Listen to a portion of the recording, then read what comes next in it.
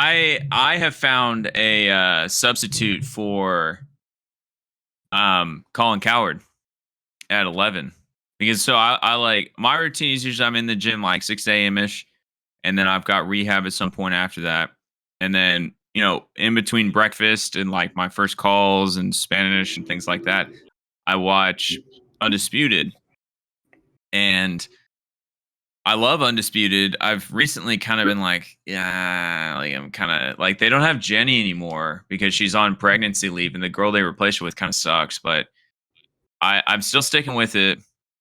Yeah, For real? Jane Taft is on But maternity leave.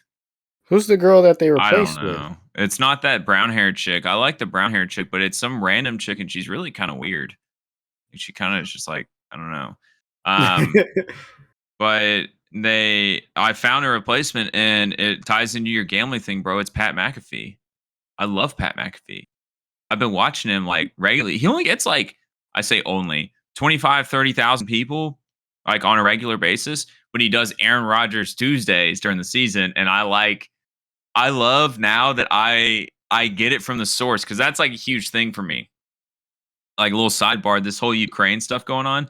I can't even really like watch the news because you never really get like what's actually going on. You just get people's opinions about what's going on. So like I like that Pat McAfee show, instead of hearing like Aaron Rodgers is selfish or Aaron Rodgers is an asshole or whatever, I listen to Aaron Rodgers and form my own opinion. Like that's the basis of our entire platform, isn't it? So I appreciate that. And I've really enjoyed Pat McAfee and like how he conducts himself. Like I love the keep it moving, keep it moving. He says keep it moving. He's like, are we keeping it moving? And they've got all their like little sayings and stuff. I think it's a really cool show, but I watched it the other day when Mr. Aaron Rodgers signed his deal, and it was really cool because Ian Rappaport and all of them, like I think Ian tweeted it out, and then Adam and everybody, not Shams, but everybody else that's involved, that's a quote insider, tweeted out 4 years, 200 million. And Pat McAfee texted Aaron Rodgers, and that's how the news broke. Is that Aaron Rodgers texted Pat McAfee, and he was like, "Aaron Rodgers is coming back to the Packers. They're still talking about a contract, but Ian like pulled the trigger on it's 4 years, 200 million." And Aaron was like, "No, like we haven't signed anything yet." And so I was like, I felt kind of smart because I was like, man, I'm like on the inside right now. Like all these guys think they're reporting the numbers, but like they're bullshitting. And it kind Yeah. of makes me question a lot of things that they report because who fact checks them? Who fact checks the insiders? If the athletes and the team doesn't come out, like who truly fact checks the insiders? You know what I mean? That's Yeah, crazy. that's why I don't, there's not that I don't trust Schefter and all of them, but there's certain guys that I know if they say something about it, it's legit. Like, Yeah. and it's always usually former athletes. Mhm. Pat McAfee, if he says something, it's legit. Shannon Sharp, if he says something, it's legit. It's just because they know about like shit lies getting spread onto the insiders and whatnot, reported out there, and so I feel like they used to be one of those guys. So it's like Exactly. Yeah. they're not going to report anything that isn't one true or two that they've gotten permission. Like, hey, can I talk about this? Like, you know what I Yeah. mean? Whatever. And it's funny that you mentioned cutting off Colin Coward because I mean, I never really watched him too much. But I still had some respect for him. And then I saw this clip last week. It was just atrocious. It was, I guess, he was doing an interview on a show with Dana White for UFC 272, and oh my god, I thought Stephen A. like sounded like a huge dumbass when he talks about MMA. Oh Lord, Colin Coward took that shit he said, "Hold my drink, because I'm about to take this shit to another level." And it was bad, dude. And I don't honestly, I didn't see the whole thing, just the clip. And I don't know how Dana White didn't just hang up, close the interview, because it's just like he doesn't know anything.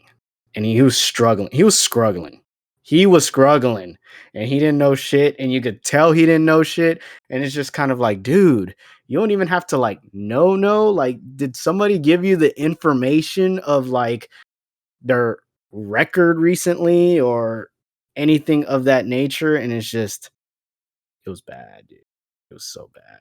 I wonder, can you see this? Can we play it? 272. This is a great fight. Personalities make fight, styles make fight.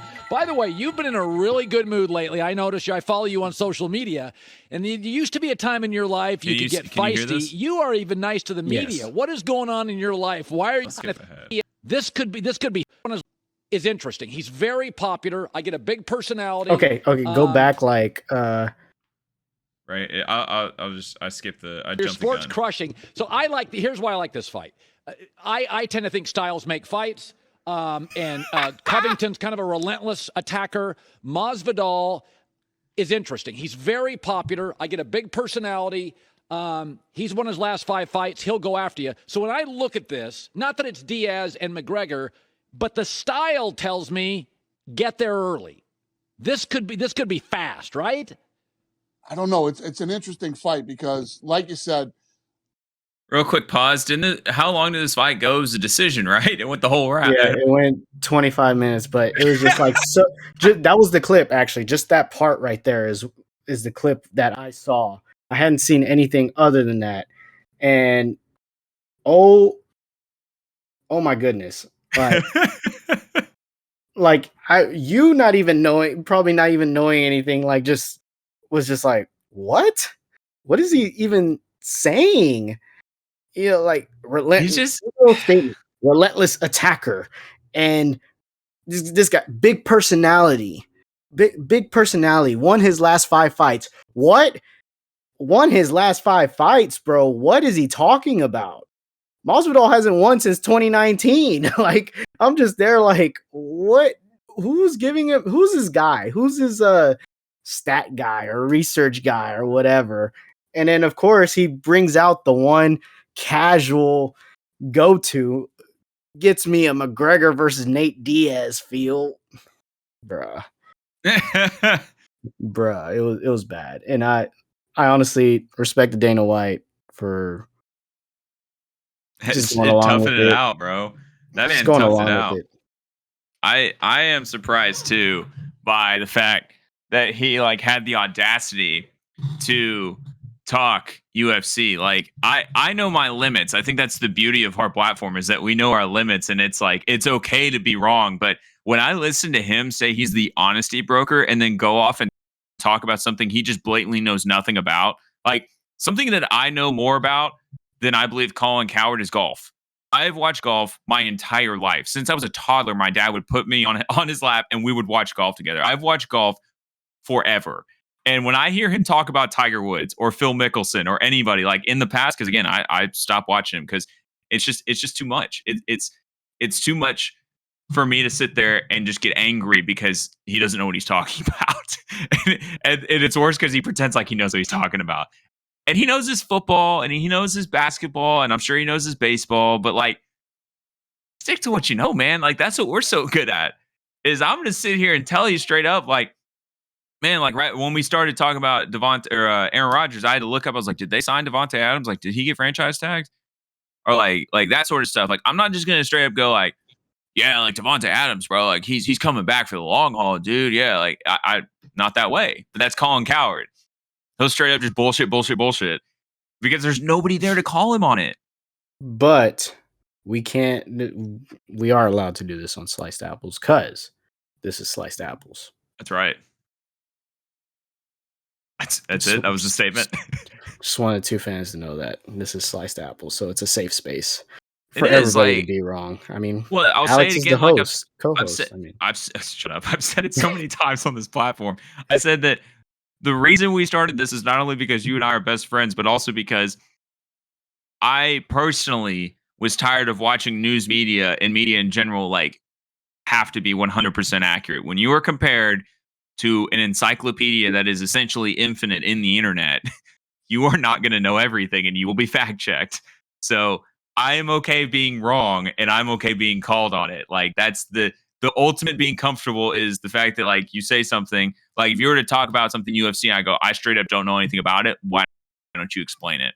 Not only am I like giving you credibility, but also it's like, bro, I want to learn about it. You know what I'm saying? So, yeah, I fully boycott him. I haven't watched him. I do what I can to just unfollow his social media accounts, and whenever he comes on TV, I turn it off so he doesn't get the ratings, even though they'll constantly say that the ratings are going up. Because you know why I know that? Because First Take is still saying their ratings are going up, and I don't know anybody who watches First Take anymore. I put it on the other day. I don't know who is on that show anymore. I just know Molly Karam got more plastic surgery and put more makeup on than I think any human being in history. That's all I know. So, and I sit here and roast Molly Karam. I'll forever roast Molly Karam. Sorry if I ever meet you in the future, but come on, that's the reason I left the show. And I turned it on like, dude, who watches the show? And then they talk about like our ratings are still going up.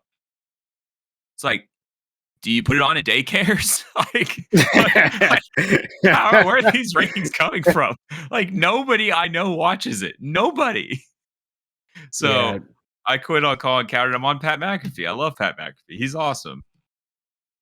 Yeah, Pat McAfee. He's a real one, bro. He is, dude. You can't really.